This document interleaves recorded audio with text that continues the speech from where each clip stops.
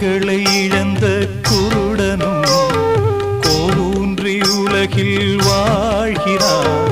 கண்களை இழந்த குருடனும் கோலூன்றி உலகில் வாழ்கிறான். நம்பிக்கை வைத்திடு, நம் சந்ததி வளர்த்திடு.